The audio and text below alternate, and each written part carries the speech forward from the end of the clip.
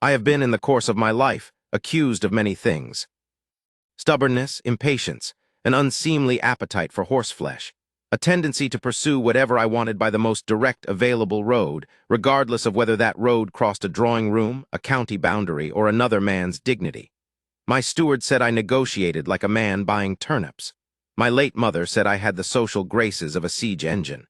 Neither assessment was unfair. What I had never been accused of, in all my 38 years as the Duke of Mallowby, was being outmaneuvered. Until the night I lifted a veil and discovered that the worst bargain I had ever struck was, in fact, the best thing that had ever happened to me. Let me go back to the Stallion. His name was Aldenmuir's Ghost, a gray 17 hands, with a stride that made grown men stop walking and simply stand and watch. He had belonged to Sir Hector Fenn, a man whose many personal failings I will not catalogue here except to note that among them was an absolute refusal to sell. I had offered him 3 times the animal's worth. He had refused 3 times. I had considered simply stealing the horse, briefly, then remembered that I was a duke and that dukes are at least nominally bound by the law of the land. Then Sir Hector died. His affairs went to his brother, Mr. Aldous Fenn, and Mr. Aldous Fenn sent me a letter. I have the letter still. I keep it, I confess, not out of sentiment, but out of a particular species of self-mortification. A reminder of what a man can do to himself when he wants something badly enough and does not ask the right questions. The terms were these. Mr. Fenn would release Aldenmuir's Ghost to Mallowby in exchange for one thing. He had a ward, a young woman. She had been in his guardianship since she was 17, following the death of her father, a decent man who had been one of my own father's tenants and had left behind very little except a modest house, a reasonable library, and a daughter. The daughter was now 23. She required, in Mr. Fenn's precise phrasing, a suitable arrangement. She had been, he wrote, circulated among the better houses this season, a phrase I found peculiar but did not examine closely enough, and had found no natural takers. He enclosed with the letter a small card on which he had written in a tidy hand, Miss Wren Calloway, known, I fear, as London's Plainest. I put no great stock in the opinion, but you should know what is said. I should at that point have put the letter down and written back to say that I did not conduct my personal affairs in exchange for livestock, however exceptional the livestock. That is what I should have done. Instead, I wrote back to say that I would meet with Mr. Fenn to discuss the matter. I will offer in my own defense only this. I had not the faintest intention of actually proceeding.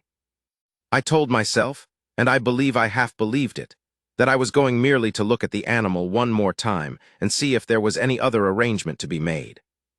But when I sat across from Aldous Fenn in his dim parlor, and he explained the situation in full, something in me, the part that liked a clean transaction, the part that found the marriage market frankly undignified, and had always intended to sidestep it whenever it became absolutely necessary, decided that this was, in its cold and peculiar way, a clean transaction. I was 38. I required, eventually, an heir. The woman was reportedly decent, reportedly quiet, reportedly. He said this with a small, apologetic cough, not a great beauty, but of good character and sound education. Her father's family had been respectable. She was, he assured me, entirely agreeable to the arrangement. I asked once whether I might meet her. Mr. Fenn said that his ward was a modest creature and found introductions of this kind distressing, and that she had asked to be spared them. He suggested I was welcome to observe her from a distance at a function the following week. I attended. She sat at the far end of a long room wearing a high-necked gown and a hat with a veil, speaking to nobody, and though I crossed the room in her general direction, she rose and withdrew before I reached her. I took this for shyness. I should have taken it for something else entirely. We were married on a Tuesday in November at St. Everard's Cathedral in Belgravia, an invented congregation, a borrowed dean, a ceremony arranged with the quiet efficiency of 2 households completing a contract. The society pages, I was told afterward, could not decide whether to find it scandalous or merely peculiar. The Duke of Mallowby Wed's London's Plainest, one of them apparently wrote. The price, we are told, was 1 gray stallion. She wore white, as was proper, and a veil so thick I could not have told you the color of her eyes. She spoke her vows clearly and without hesitation. Her hand, when I took it, was steady. She did not tremble. I noticed that. At the time, I attributed it to the general colorlessness I had been led to expect. Later, I would understand it for what it was. The composure of a woman who had already decided, months before I had, exactly how she intended to conduct herself. We rode to Mallowby Hall that afternoon, 4 hours in a carriage. She looked out the window for most of it. I read dispatches. We exchanged perhaps 9 sentences, most of them about the weather and the state of the road. It was, I told myself, perfectly adequate. I had not married for conversation. The drawing room at Mallowby Hall is not a grand room by the standards of the county.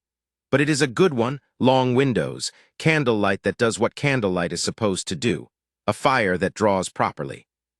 My housekeeper, Mrs. Grout, had set out tea and a cold supper, and had then removed herself with a tact I would not have thought her capable of. The house was very quiet.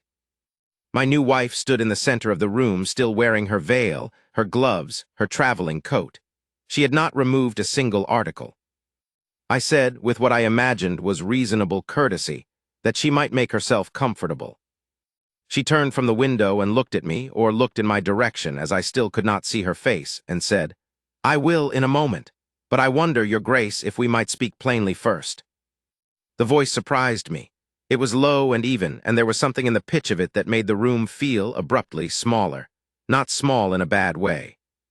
Small in the way of a space that has suddenly found a proper use. I said that by all means we could speak plainly. I was, I said, more comfortable with plain speaking than with most other kinds. "Good," she said. "Then I will tell you what you purchased, and you will tell me whether you still want it, and we can proceed from there with accurate information." I sat down. I am not entirely sure why. Something in the sentence required it. She took off her gloves first. Her hands were ordinary hands, not the soft, white hands of a woman who had never worked, but not rough either. A writer's hands, perhaps, or a reader's. She set the gloves on the side table with great precision. Then she reached up and removed the veil. I have spent a considerable amount of time, since that evening, attempting to reconstruct exactly what I felt in the subsequent 10 seconds. I am not sure I have managed it to my own satisfaction, but I will try. She was, and I am aware that what follows will sound like the self-serving account of a man who made a foolish transaction and wishes to rehabilitate it, but I assure you it is simply the truth, not plain. She was not plain by any reasonable definition of the word. She had a face that was composed and still and entirely itself, with dark eyes that were examining me with the same sober attention I imagine I might give a contract, and a quality of arrangement about her features that was not remarkable in the conventional ballroom sense, but that was, once seen, extremely difficult to stop looking at. She looked like a person. She looked specifically like a person who knew exactly who she was. I was aware in that moment of having been taken. "Mr. Fenn," she said with perfect equanimity, "use that name, London's Plainest, to reduce my value in any negotiation, and to ensure that whoever took me did so expecting very little. It meant that my expectations could then be managed accordingly, and that I would be, in his phrase, grateful. I want you to know that I am aware of what was done, and that I did not participate in it. I was shown to you once veiled, because he could not risk you seeing me clearly. I was agreeable to the arrangement because the arrangement, however strangely arrived at, removed me from his house. Those are the facts." The fire crackled. I did not say anything. "You married what you were told was a convenience," she went on. "If that is what you still require, I can be a convenience. I am very organized. I am reasonably good at managing a household. I do not have expensive tastes. I will not embarrass you." She paused. "But if you are open to the alternative, I would prefer, on the whole, to be a person." I looked at her for a long moment. Then I said, "How long have you been planning that speech?" She considered, "Since October." I stopped. "The contract was signed in October." "Yes." I stood up. I walked to the fireplace because I needed to be moving, and I stood there looking at the coals for a moment, and I thought about Aldenmuir's ghost in my stable, 17 hands, the finest animal I had ever seen, and about the letter I had received, and about the 9 sentences we had exchanged in the carriage, and about the fact that I had not asked a single question that mattered. "What did your father call you?" I said. I did not know why I asked it. It was simply the first true question that came. She blinked just once, the first involuntary thing I had seen her do. "Wren," she said. "My mother called me that first. He kept it." "Wren Calloway," I said. "Yes." "Tell me something you wanted," I said, "before all of this." She was quiet for a moment, and I thought she might refuse, and then she said, There was a library at Ashmore House. Lord Ashmore is a friend of my father's, or was with a reading room that had a window that faced east. I spent a winter there when I was 14. I read everything in it. I used to think that what I wanted was a room like that, a window facing east and enough books and enough time. I thought about the east wing at Mallowby Hall. There was a room there that no one used. I had no particular use for it myself. It faced east. I said, "There is a room in this house that faces east. I have no idea what is in it. Mrs. Grout has probably filled it with furniture covers and old correspondence." "Most rooms are," she said. "I could have it cleared," I said. She looked at me. "I am not making an offer," I said, because I felt suddenly that I should be precise. "I am making an observation. There is a room, it faces east. It is yours if you want it." "I would want it," she said quietly. "Then it is settled," I said. "And the other thing is settled too, I think, if you're willing." "What other thing?" "Whether you're a person," I said. "You are. That seems clear. The convenience arrangement is, on reflection, not something I can offer in good conscience, given," I gestured slightly helplessly at the general situation, "given the facts as you have laid them out." She looked at me steadily. "You are saying you were deceived." "I am saying I was an idiot," I said, "which is not entirely the same thing." For the first time, she smiled. It was a small smile, and it was over quickly, but I caught it, and I recognized it for what it was.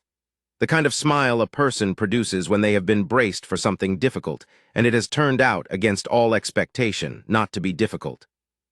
"I should tell you," she said, "that I came prepared for considerably worse." "I believe it," I said. We had supper, we talked. I do not remember every sentence. It was a long supper, and the fire burned down twice before Mrs. Grout came back to see to it, but I remember the texture of it, the way she thought before she spoke, the way she had opinions about things she had no official standing to have opinions about, the management of large estates, the reform of the tenancy agreements in the western counties, the particular deficiencies of a recent agricultural report she had read in what I gathered had been a borrowed copy. The way she asked questions that were precise enough to indicate that she had already thought about the answer and was checking to see whether my answer matched. The way she laughed not often, but when she did, it was sudden and genuine and entirely unperformed. I had married, I was beginning to understand, a person of considerable substance. I had paid for her with a horse. The days that followed were, I will admit, somewhat awkward, as days tend to be when two strangers who happen to be married are learning each other from a standing start. But the awkwardness had a quality I had not expected. It was honest. We were not pretending to an ease we didn't have, and we were not pretending to an indifference we no longer quite felt either. We simply occupied the same house and found, gradually, that the house was better for it. The east room was cleared within the week. 3 men spent a day and a half removing furniture covers, old correspondence, and what turned out to be a remarkable quantity of broken clock parts that had been placed there by my father and never reclaimed. The bookshelves that remained were solid. The window faced east, precisely as I had said. I walked her to the room on a Thursday morning and opened the door and stood aside, and she stepped in and looked at the window and at the shelves and at the light, because it was morning and the light was coming through at an angle that turned the floor a particular shade of warm gold, and she did not say anything for a long moment. Then she said, "It's better than the one at Ashmore House." "Good," I said. She looked at me over her shoulder. "You didn't have to do this." "I cleared a room," I said. "It's not a great achievement." "No," she said, "but you listened. People often don't." I did not have an answer to that. I left her to it. I went and looked at the Stallion. He was everything I had wanted, a magnificent animal, perfectly formed, with a quality of attention that the best horses have, as though they are listening to something you cannot hear. I stood at his stall for a long time that morning, and I found, to my considerable surprise, that I was thinking about something else entirely. There is a particular species of man, and I am, or was of that species, who prides himself on knowing the value of things, on seeing clearly, on not being moved by sentiment. I had thought, when I agreed to that letter, that I was being clear-eyed, taking a thing that was offered at a price I was willing to pay for a purpose I required. I had not asked the right questions because the right questions had not seemed necessary to the transaction. But the transaction, as Wren had pointed out with perfect composure on our first evening, had not contained accurate information. and a man who prides himself on seeing clearly and has made a decision based on information that was not accurate has, whatever he tells himself, not seen clearly at all. I went back inside and found my study and sat down and wrote a letter to my solicitor. The matter of Mr. Aldous Fenn took 3 weeks to resolve to my satisfaction. I will not recount it in full, because some of it is not pleasant and none of it is the point. The point is that the misrepresentation he had made, to me, and I discovered to several other houses in the preceding months before settling on me as the most likely to accept a sight unseen arrangement, was documented, and the documentation was presented to the appropriate parties, and Mr. Aldous Fenn found himself in an environment of considerable social and legal inconvenience. Wren knew when I told her. She was not surprised. "He did it to my father first," she said. We were in the library, the East Room, which she had taken to spending her mornings in, and which I had taken to walking past more often than strict necessity required. When father was dying, he managed the arrangements in a way that ensured he controlled the estate and what little there was of the money. I could not contest it at the time. I was 17, and there was no one who would have stood with me. I said, "There is someone who will stand with you now." She looked at me for a long moment. "I know," she said. "I know that. I wanted to say I know that." It was not, by the standards of the novels my sister was always reading, a dramatic declaration. There was no ballroom. There were no gasping witnesses. There was only a room facing east and morning light and 2 people who had arrived at a point of mutual recognition that was, in its own way, more certain than anything I had felt in a candle-lit hall. But there was a ballroom eventually. There always is. My sister Isabel threw a dinner in December, ostensibly to welcome my new wife to the county, practically to see for herself what the peculiar transaction had produced. She invited 30 people. 30 people came because whatever the county thought of the circumstances, they were not going to miss the opportunity to see the woman for whom I had, apparently, traded a horse. I should say that I was not anxious. Anxiety is not, generally speaking, my condition, but I was aware. I was aware, in a way I had not been aware of anything in some time, of what was happening and what it signified. We entered together. She wore a gown I had not seen before, deep blue, simply cut, with no ornament beyond a pair of pearl earrings that had been her mother's. She looked exactly like herself. That was, I was finding, consistently the thing about her. She looked exactly like herself, and herself turned out to be rather a great deal. Lady Carver was the first to make the remark.